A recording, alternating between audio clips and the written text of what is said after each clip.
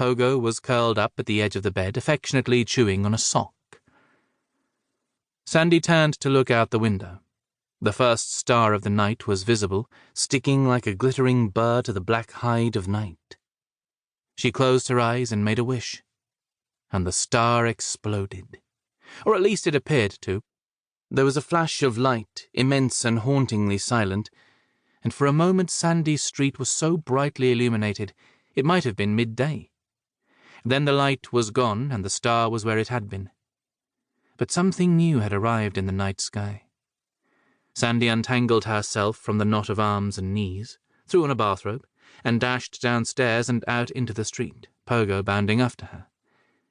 The street was dark, but Sandy could make out the lumpy forms of people slumbering on porches, in yards, and in their vehicles. The air was filled with the ambient sound of dozens upon dozens of snorers. Other than that, things were quiet and dark. The thing that had come out of the blinding light in the sky arced gracefully above the rooftops. At first, it was impossible to tell the size of it or quite how far away it was, but as the object drew near, Sandy saw that it was long and thin like a steel rod. Both ends glowed with a fearsome yellow light, but close up it was actually quite small. It buzzed her street, slipped behind the tree line, then re-emerged, zagging through the air like something out of control, which it was. The strange object tumbled end over end and then fell gracelessly to the ground as if a baton twirler had tossed it into the air, forgotten about it, and gone for coffee. The object bounced once, and then came to rest in the street, its strange lights dimming and finally going out. Sandy was awestruck. Pogo whimpered, also awestruck, though the thing that had awed him was a pine cone. Sandy approached the strange little baton, but just as she did, a compartment opened in its side. A little green man, no taller than a thumbtack, hobbled out. The tiny man looked up at Sandy, but his large grey eyes didn't seem to see her. Instead, with a gasp, the alien collapsed onto the concrete and dissolved into nothing. Sandy stared for a long time. Pogo, who had gotten himself lost in a nearby bush, stuck his head out into the street and whimpered once more for good measure. The sound seemed to wake Sandy from a dream. She crouched and dared herself to touch the little baton-like spacecraft. It was cool. She wrapped her hand around it. She picked it up. It was light. As she held it, the lights on both ends began to glow once more, and Sandy felt a charge thrill up her arm and into her brain. It was, she knew instantly, a magic wand.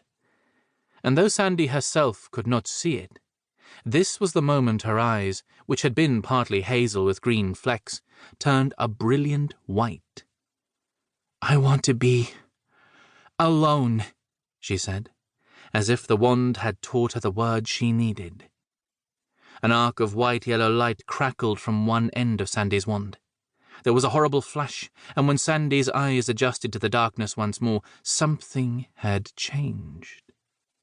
At first she couldn't tell what was different, only that the air had grown somehow smoother. Then she realized what it was. The night was no longer filled with the sound of snores. The lumps of sleeping bodies had vanished, without ceremony, without sound. It was as if they had never been there in the first place.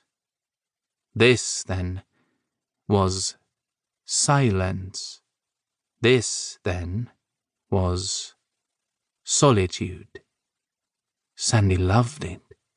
She turned now to Pogo, who tilted his head and barked at her. An arc of white-yellow light crackled from Sandy's wand. The wind gusted, lights flashed, and where Pogo had been trembling, now stood a beautiful, enormous golden dragon. The beast stretched its long neck, regarded its new scales, which shone in the moonlight, and flexed its mighty wings. Then it regarded its master and whimpered expectantly. With still, deliberate movements, Sandy climbed onto the dragon's back. "Come, steed," she said. Her voice was hollow, still her own, yet ancient, as if some unknowable power had seeped into her blood, into her bones. She sat astride the great golden dragon in her bathrobe and surveyed the neighborhood before her. The houses, the trees, the pop-up tents and empty sleeping bags littering the lawn.